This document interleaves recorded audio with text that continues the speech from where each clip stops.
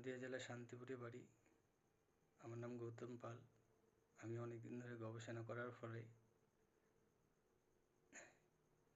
এই তত্ত্বে এসে উপস্থিত হয়েছি যে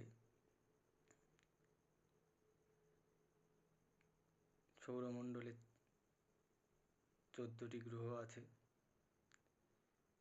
এবং এই বিশ্বব্রহ্মাণ্ডে প্রতিটি ক্ষেত্রে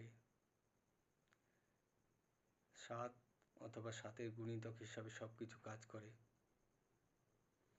এবং 7টি ডাইমেনশন আছে এই জগতে। আর এই সব কিছুকে পরিচালনা করে বিশ্ব চেতনা বা ঈশ্বর।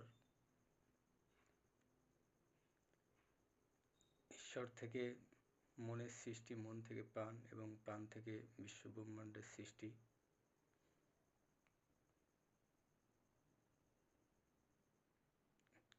এই তত্ত্ব আমি আবিষ্কার করেছি।